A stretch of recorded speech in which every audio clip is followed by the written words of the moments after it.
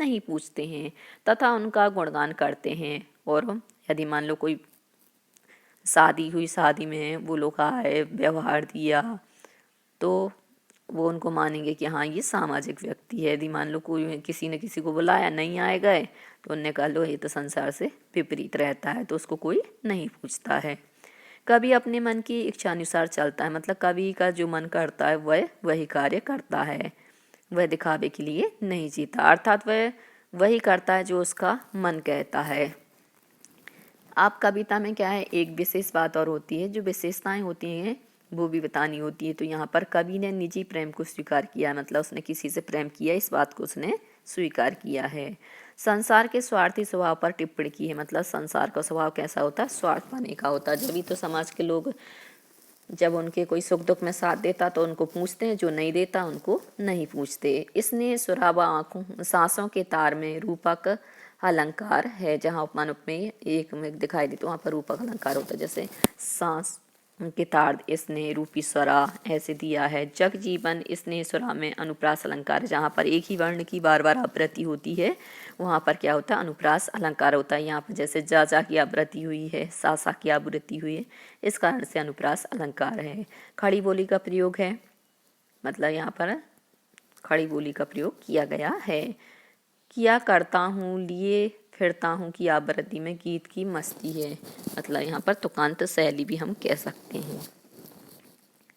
अब अगली पंक्तियों का अर्थ है, मैं निज से लेकर करता हूँ। यहाँ प्रसंग हो जाएगा, संदर्भ तो सब में एक जैसा रहेगा, बस यहाँ पर प्रसंग चेंज हो जाएगा। इस कविता में कवि जीवन को जीने की शैली बताता है, मतलब हमें अपने जीवन को कैसे जीना चाहिए उसको बताता है। साथ ही दुनिया से अपने द्वंद्वात्मक संबंधों को उजागर करता है कि दुनिया में उसका जो द्वंद्वात्मक संबंध वह कैसा है।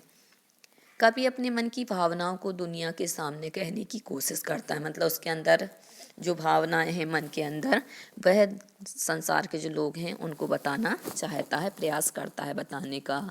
उसे खुशी के जो उपहार मिले हैं उन्हें वह साथ लिए फिरता है, मतलब लोगों ने खुशी के समय उसे जो भेंटें दी हैं उसको वो क्या करता है, साथ में लिए फिरता है। उसे ये संसार अधूरा लगता है, उसके बावजूद भी जो कवि है उसको ये संसार कैसा लगता है, अधूरा सा लगता है।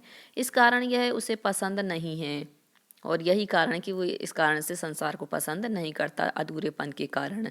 वह अपनी कल्पना का संसार लिए फिरता है, वह तो क्या है, उसकी जो कल्पनाएं हैं उन्हीं कल्पनाओं को संसार में लेकर यहाँ वहाँ घूमता है। उसे प्रेम से भरा संसार अच्छा लगता है, मतलब जहाँ प्रेम ही प्रेम हो, आत्मीयता हो, ऐसा संसार उसे अच्छा लगता है, ऐसी दुनिया अच्छी लगती है। वह कहता है कि मैं अपने हृदय में आग जलाकर उसमें जलता हूँ, मतलब जब मैं किसी से द्वेष करता हूँ, झगड़ा करता हूँ, तो झगड़ा में क्या होता है, क्रोध भड़कने के कारण हम स्वयं जल जाते हैं, तो उसी के कारण इसका हृदय क्या है, जलता है। अर्थात मैं प्रेम की जलन को स्वयं ही सहन करता हूँ। यहाँ पर क्या है, जो प्रेम रूपी जलन है उसको मैं क्या कर रहा हूँ, स्वयं ही सहन कर रहा हूँ। प्रेम की दीवानगी में मस्त होकर जीवन के जो सुख दुख आते हैं, मतलब प्रेम की जो दीवानगी होती है, पागलपन होता है, उसमें मस्त होकर जो सुख दुख आते हैं उनमें मस्त रहता हूँ, मतलब उसी में ही खुश रहता हूँ। यह संसार आपदाओं का है, मतलब इस संसार में क्या है, विपत्तियां भरी पड़ी हैं, मतलब विपत्तियां ही विपत्तियां हैं।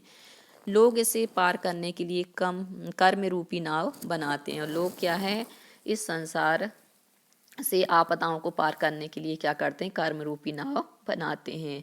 परंतु कभी संसार रूपी सागर की लहरों पर मस्त होकर बहता है, परंतु कभी कह रहा है कि मैं तो सागर रूपी जो लहरें हैं उन्हीं लहरों में मस्त होकर के बहता हूँ, उसे संसार की कोई चिंता नहीं है।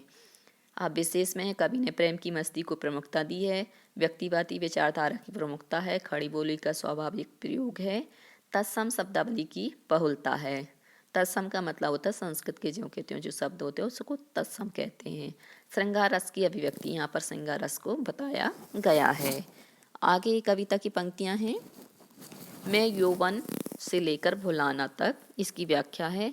कवि कहता है कि उसके मन पर जवानी का पागलपन सवार है, मतलब उसके मन पर क्या है, जो जवानी है, जवानी का जो पागलपन है, दीवानी पन है वह सवार है। वह उसकी मस्ती में घूमता रहता है और यही इसी कारण से वह क्या करता है, उसी की मस्ती में झूमा करता है। इस दीवानेपन के कारण उसे अनेक दुख भी मिले हैं और इस दीवानेपन के कारण उसे क्या है, अनेक कष्टों को भी सहना पड़ा।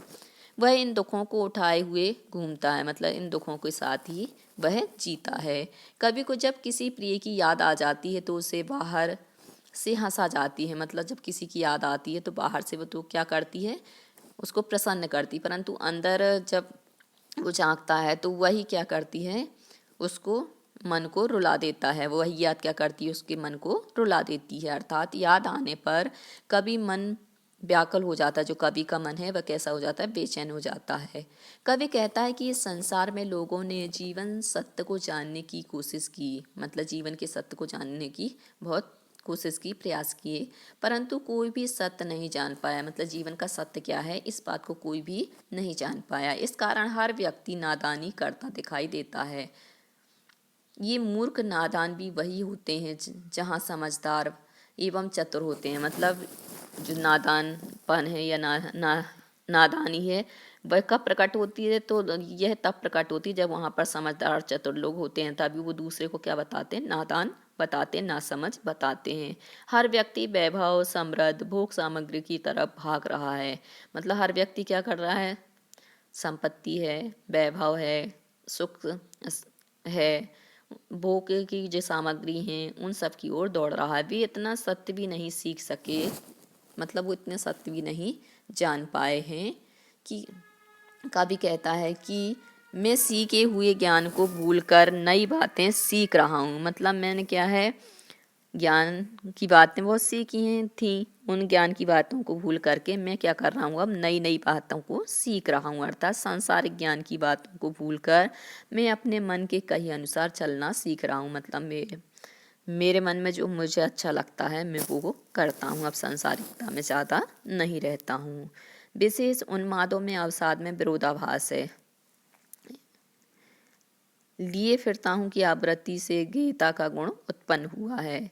कर यत्न मिटे सब सत्य किसी ने जाना, पंक्ति में अनुप्रास अलंकार है क्योंकि यहाँ पर सासा की आवृत्ति हुई है।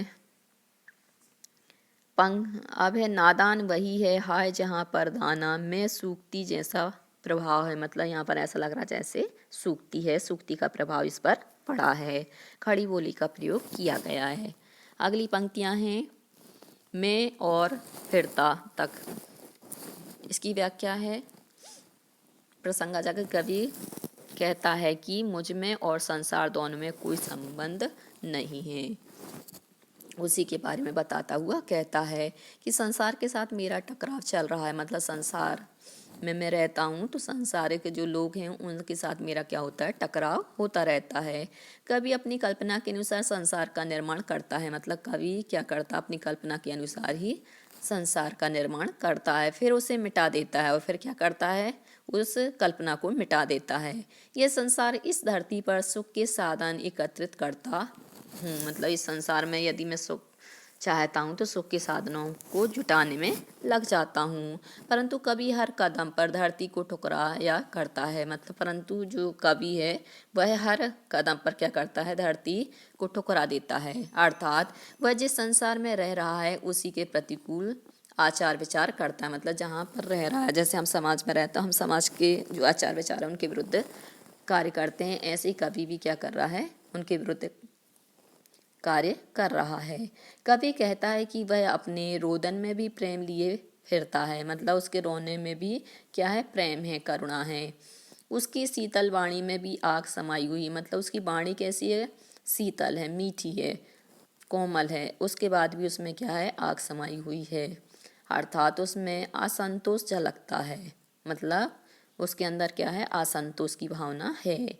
उसका जीवन प्रेम में निराशा के कारण खंडर सा है, मतलब इसका जो जीवन है वो प्रेम में भी क्या है, निराशा के कारण खंडर के समान है। जैसे कोई घर होता है वहाँ पर कोई रहता नहीं है तो वही घर कैसा हो जाता है, खंडर जैसा हो जाता है। फिर भी उस पर राजाओं के महल निछावर होते हैं, फिर भी क्या है, उस पर राजाओं के जो महल हैं वो भी क्या हो जाते हैं, निछावर हो जाते हैं। ऐसे खंडर का वह एक हिस्सा लिए घूमता है जिसे महल पर निछावर कर सके, मतलब वो चाहता है कि ऐसे हिस्से को वो लेकर घूमता है। क्यों घूमता है? जिससे वो क्या करे, महल पर भी निछावर कर सके। अब यहाँ पर विशेष है, कवि ने अपनी अनुभूतियों का परिचय दिया है। कहाँ का नाता में प्रश्न अलंकार है और की आवृत्ति में यमक अलंकार है, श्रृंगार रस की अभिव्यक्ति है। अब आगे की पंक्तियाँ हैं। मैं रोया फिरता हूँ तक। यहाँ पर प्रसंग है कि कवि कहता है कि प्रेम की पीड़ा के कारण उसका मन रोता फिरता है, उसी को बताते हुए यहाँ पर कवि कहता है।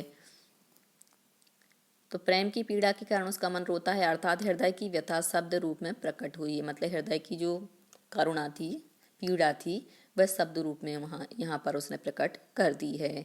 उसके रोने को संसार गाना मान बैठता है। मतलब वह रोता है तो लोग क्या समझते हैं कि ये तो गाना गा रहा है। जब वेदना अधिक हो जाती है तो वह दुख को शब्दों के माध्यम से व्यक्त करता है। मतलब यहाँ पे बता रहे हैं कि जैसे बोलते हैं ना, कोई अपनी व्यथा को बार बार कहता है, तो जब वो अपनी अभिव्यक्ति देता है तो लोग वाह कहते हैं अरे इसका तो रोज का गाना है, ये तो रोज है ना, रोता रहता है, अपना गाना गाता रहता है। तो वो जब व्यथा को प्रकट करता है तो लोग क्या करते हैं, उसको गाने का नाम दे देते हैं।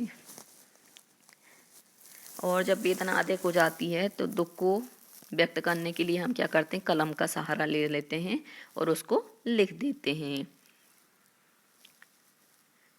तो हम क्या करते हैं, शब्दों के माध्यम से व्यक्त करते हैं, या तो किसी को मुखाग्र बता देते हैं, नहीं तो हम कलम के माध्यम से उसको लिख भी लेते हैं। संसार इस प्रक्रिया को छंद बनाना कहती है।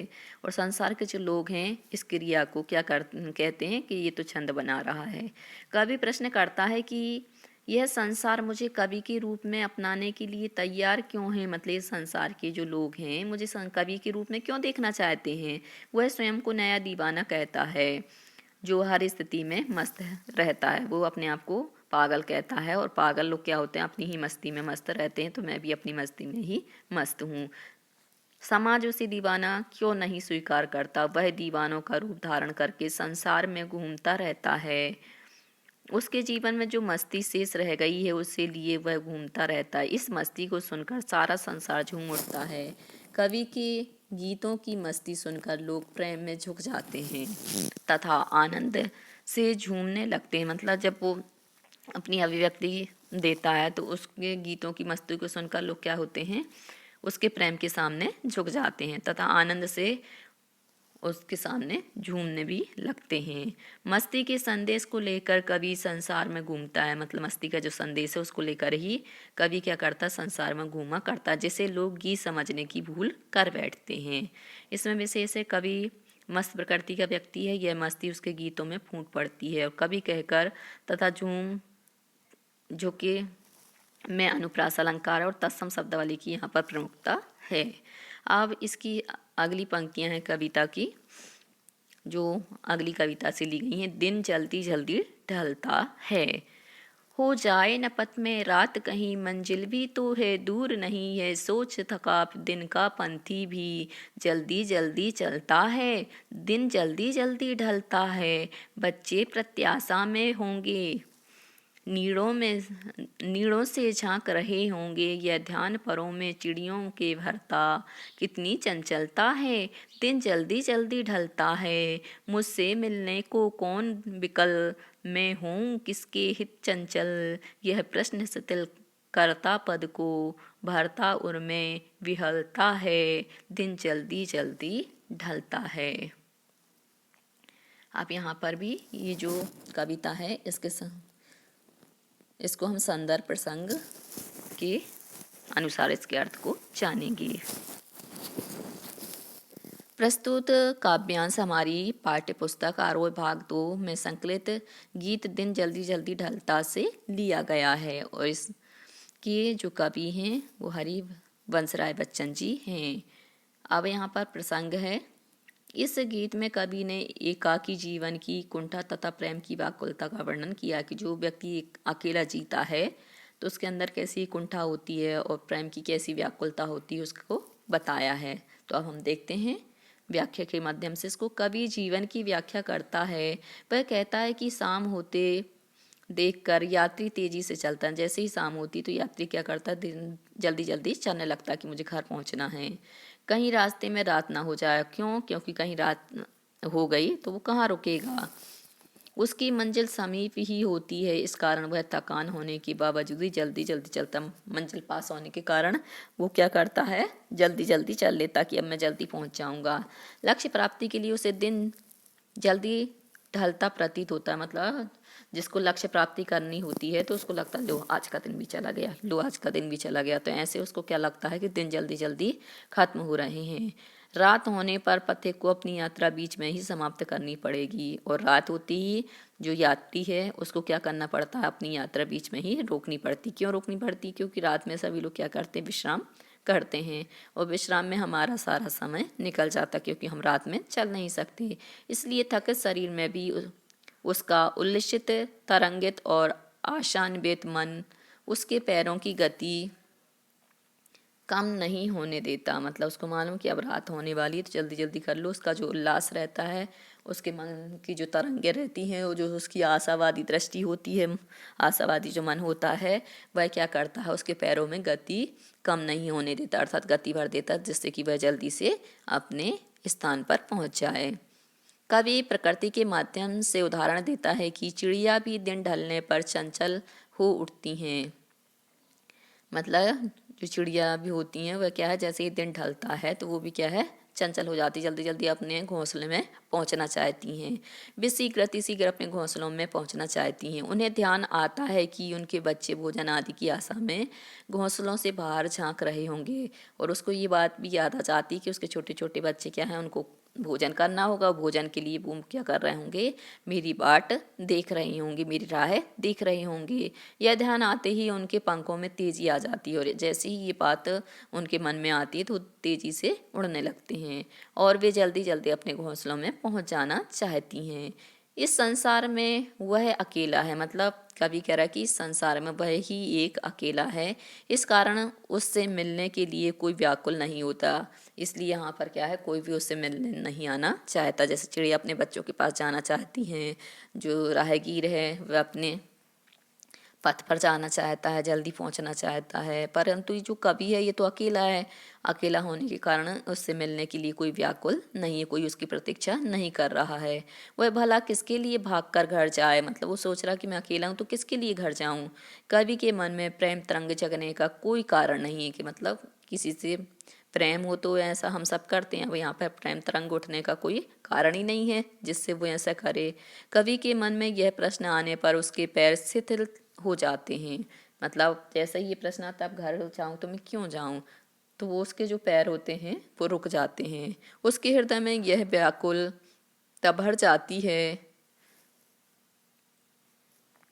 कि दिन ढलते ही रात हो जाएगी, और अब यहाँ पर उसको रात आने का वक्त आता है तो उसके मन में क्या है, बेचैनी हो जाती है। रात में एकाकीपन और उसकी प्रिया की वियोग वेदना उसे अशांत कर देगी, क्योंकि अब रात में ये अकेला रहेगा तो इसकी जो प्रियतमा है उसकी याद आएगी, और उसकी जो विरह वेदना में ये चलेगा तो उसका मन कैसा हो जाएगा, अशांत हो जाएगा। इससे उसका हृदय पीड़ा से बेचैन हो उठता है, और इसी बात को सोच करके उसका जो हृदय है वह दुख से क्या है, व्याकुल हो जाता है। अब विशेष है एकाकी जीवन बिताने वाले व्यक्ति की मनोदशा का वास्तविक चित्रण किया गया है, कि जो अकेला व्यक्ति होता है तो उसकी जो मनोदशा कैसी होती है। सरल, सहज और भाव अनुकूल खड़ी बोली का प्रयोग किया गया है। तत्सम प्रधान शब्दावली है जिसमें अभिव्यक्ति की सरलता है। अब हम आएंगे प्रश्न अभ्यास पर। सबसे पहला प्रश्न है कविता के साथ। कविता एक ओर जग जीवन का भार लिए घूमने की बात करती है, और दूसरी ओर मैं कभी न जग का ध्यान किया करता हूँ। विपरीत से लगते इन कथनों का क्या आशय है, क्या अर्थ है, क्या अभिप्राय है। तो इसका उत्तर है, जग जीवन का भार लेने से कवि का अभिप्राय यह है कि वह सांसारिक दायित्व का निर्वाह कर रहा है, आम व्यक्ति से वह अलग नहीं है, तथा सुख दुख हानि लाभ आदि को झेलते हुए अपनी यात्रा पूरी कर रहा है। दूसरी तरफ कवि कहता है कि वह कभी संसार की तरफ ध्यान नहीं देता। मतलब संसार में रहकर सांसारिक जितने भी क्रियाकलाप हैं उनको कर रहा है, और दूसरी तरफ वो ये बात भी कहता है कि मैं संसार की तरफ ध्यान नहीं देता हूँ। यहाँ कवि सांसारिक दायित्व की अनदेखी की बात नहीं करता। वह संसार की निरर्थक बातों पर ध्यान न देकर केवल प्रेम पर केंद्रित रहता है। मतलब जो निरर्थक बातें हैं उन पर ध्यान न देकर वह जो उसका प्रेम है उस प्रेम पर ही केंद्रित रहता है। आम व्यक्ति सामाजिक बाधाओं से डरकर कुछ नहीं कर पाता। मतलब जो आम व्यक्ति होता है, आम जनता होती है, वह सामाजिक जो बाधाएं होती हैं उनसे डरकर कुछ नहीं करता। कवि सांसारिक बाधाओं की परवाह नहीं करता। मतलब जो कवि है वह संसार की जो बाधाएं हैं उनसे नहीं डरता। अतः इन दोनों पंक्तियों के अपने निहितार्थ हैं कि ये एक दूसरे के विरोधी न होकर पूरक हैं। हम इनको विरोधी नहीं कह सकते बल्कि एक दूसरे के पूरक कह सकते हैं। अगला प्रश्न है, जहाँ पर दाना रहते हैं वहीं नादान भी होते हैं, कवि ने ऐसा क्यों कहा होगा? तो इसका उत्तर है कि नादान यानी मूर्ख व्यक्ति सांसारिक माया जाल को निरर्थक मानते हुए भी इसी के चक्कर में फंसा रहता है। मतलब जानता है कि ये सांसारिक जो सुख है, मोह माया है, ये सब व्यर्थ हैं, फिर भी वो क्या करता है, इसी के चक्कर में फंसा रहता है। संसार असत्य है, मनुष्य से सत्य मानने की नादानी कर बैठता है और मोक्ष के लक्ष्य को भूलकर संग्रह वृत्ति में पड़ जाता है। मतलब ये जोड़ वो जोड़, आज रुपया जोड़ना, कल मकान जोड़ना, परसों ये जोड़ना, तो इस प्रकार से क्या है वह लग जाता है। इसके विपरीत कुछ ज्ञानी लोग भी समाज में रहते हैं जो मोक्ष के लक्ष्य को नहीं भूलते। मतलब वो अपने लक्ष्य को लेकर ही चलते हैं, अर्थात संसार से पृथक रहते हैं। अर्थात संसार में हर तरह के लोग रहते हैं। संसार में मूर्ख भी हैं, समझदार भी हैं, तो हर प्रकार के व्यक्ति हैं। अगला प्रश्न है, मैं और जग और कहाँ का नाता। पंक्ति में और शब्द की विशेषता बताइए कि और शब्द का जो प्रयोग है वह बार बार क्यों किया गया है, क्या विशेषता को लिए हुए है। यहाँ और शब्द का 3 बार प्रयोग हुआ है। यहाँ यमक अलंकार है। और शब्द में कौन सा अलंकार है, यमक अलंकार है। पहले और में कवि स्वयं को आम व्यक्ति से अलग बताता है। वह आम आदमी की तरह भौतिक चीज़ों के संग्रह के चक्कर में नहीं पड़ता। दूसरे और के प्रयोग में संसार की विशेषता को बताया गया है। संसार में आम व्यक्ति सांसारिक सुख सुविधाओं को अंतिम लक्ष्य मानता है। यह प्रवृत्ति कवि की विचारधारा से अलग है। तीसरे और का प्रयोग संसार और कवि में किसी तरह का संबंध नहीं दर्शाने के लिए किया गया। तो इस प्रकार से यहाँ पर यमक अलंकार हो गया और शब्द की विशेषता भी हो गई। अगला है, शीतल वाणी में आग के होने का क्या अभिप्राय है। तो यहाँ पर इसका उत्तर है कि कवि ने यहाँ विरोधाभास अलंकार का प्रयोग किया है। विरोध नहीं है वास्तव में, परंतु विरोध का आभास हो रहा है। कवि की वाणी यद्यपि शीतल है परंतु उसके मन में विद्रोह असंतोष का भाव प्रबल है। मतलब इसकी जो वाणी है वह कैसी है, शीतल है, शीतलता को ली हुई है, परंतु उसके मन में जो असंतोष चल रहा है, जो विद्रोह चल रहा है, उस भाव को प्रकट करता है। वह समाज की व्यवस्था से संतुष्ट नहीं है। वह प्रेम रहे संसार को अस्वीकार करता है। मतलब स्वीकार नहीं करता। प्रेम है तो स्वीकार कर रहा है और जो प्रेम नहीं है तो संसार को स्वीकार नहीं कर रहा है। अतः अपनी वाणी के माध्यम से अपनी असंतुष्टि को व्यक्त करता है। वह अपने कवित्व धर्म को ईमानदारी से निभाते हुए लोगों को जागृत कर रहा है, जगा रहा है। अगला प्रश्न है, बच्चे किस बात की आशा में नीड़ों से झांक रहे होंगे। तो इसका उत्तर है कि पक्षी दिन भर भोजन की तलाश में भटकते फिरते हैं।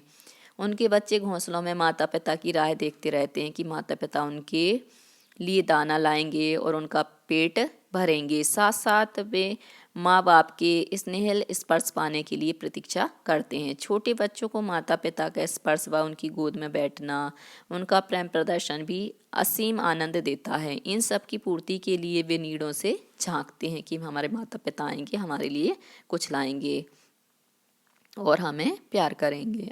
अगला प्रश्न है, दिन जल्दी जल्दी ढलता है कि आवृत्ति से कविता की किस विशेषता का पता चलता है।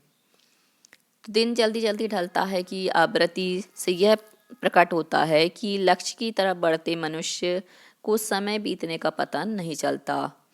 जैसे कि कोई अभी आपके एग्जाम चल रहे हों तो आपको पता ही नहीं चलता कब आपका पूरा दिन निकल गया पढ़ते पढ़ते, क्योंकि आपको मालूम है कि हमें एग्जाम में अच्छे नंबर लेकर आना है। तो आप दिन भर क्या करते हैं, अच्छे से पढ़ाई करते हैं और आपको लगता है अरे इतनी जल्दी समय निकल गया, तो आपको समय का पता ही नहीं चलता। पथ एक लक्ष्य तक पहुंचने के लिए आतुर होता है। इस पंक्ति की आवृत्ति समय की निरंतर चलायमान प्रवृत्ति को भी बताती है। समय किसी की प्रतीक्षा नहीं करता, अतः समय के साथ स्वयं को समायोजित करना प्राणियों के लिए आवश्यक है, क्योंकि समय समय किसी की प्रतीक्षा नहीं करता, बल्कि हमें समय का सदुपयोग करना चाहिए। यदि हम समय का सदुपयोग करते हैं तो हम अपने लक्ष्य को हासिल कर लेते हैं, और नहीं कर पाते तो हम औरों की अपेक्षा पीछे रह जाते हैं। अब है कविता के आसपास से प्रश्न। संसार में कष्टों को सहते हुए भी खुशी और मस्ती का माहौल कैसे पैदा किया जा सकता है? तो इसका उत्तर है कि सामाजिक प्राणी होने के नाते मनुष्य हर संबंध का निर्वाह करता है। उसे जीवन में अनेक तरह के कष्टों का सामना करना पड़ता है। कष्ट सहना मानव की नियति है, मतलब उसका भाग्य है। सुख दुख समय के अनुसार आते जाते रहते हैं, और जो सुख दुख हैं वह भी क्या है, समय के अनुसार आते हैं। कभी सुख आता है तो कभी दुख आता है। मनुष्य को दुख से परेशान नहीं होना चाहिए। यदि मनुष्य के जीवन में दुख आते हैं तो उसे उससे घबराना नहीं चाहिए, क्योंकि दुखों के बिना सुख की सच्ची अनुभूति नहीं पाई जा सकती। क्योंकि जब तक हमारे पास दुख नहीं आएंगे तो हम सुख को नहीं पहचान पाएंगे। जैसे एक भजन भी है, रे मानव दुख देने वालों से तू क्यों घबराता है, दुख आया है तो जाएगा सुख देकर, सुख आया है तो जाएगा दुख देकर। तो इस प्रकार से एक भजन है जिसमें ये बताया जाता है कि सुख आता है तो वो दुख को बताता है, और दुख आता है तो वह सुख को बताता है। तो ये आपस में क्या है, एक दूसरे पर निर्भर करते हैं। यदि सुख नहीं आएगा तो हमें दुख का एहसास नहीं होगा, दुख नहीं आएगा तो हमें सुख का एहसास नहीं होगा। सच्ची अनुभूति नहीं पाई जा सकती। अतः मनुष्य को संतुलित तथा सकारात्मक दृष्टिकोण अपनाकर जीवन को उल्लासपूर्ण बनाना चाहिए। मतलब मनुष्य को क्या करना चाहिए, संतुलित जीवन जीना चाहिए और सकारात्मक विचार रखने चाहिए। यदि दुख का समय भी है तो ये सोचना चाहिए थोड़ी दिनों की तो बात है, थोड़े दिनों की बात है, चला जाएगा। तो इस प्रकार से क्या है, वो जो दुख होता है वह निकल जाता है, और उसमें भी उसका जो जीवन है वह सही रहता है। निरंतर काम में लगे रहकर कष्टों को भुलाया जा सकता है। यदि मान लो जब हमें कोई पीड़ा हो ना, तो हमें कुछ ऐसा काम ढूंढ लेना चाहिए जिसमें हमारा मन उस पीड़ा की तरफ ना जाए। तो इस प्रकार से हम क्या कर सकते हैं, उस पीड़ा को भुला सकते हैं, उस कष्ट को भुला सकते हैं। तो बच्चों, आज के लिए सिर्फ इतना ही। यदि आपको हमारा ये वीडियो पसंद आया है तो लाइक कीजिए, शेयर कीजिए, सब्सक्राइब कीजिए, तथा इस पाठ से संबंधित कोई भी प्रश्न है तो नीचे कमेंट्स में पूछ लीजिए। धन्यवाद।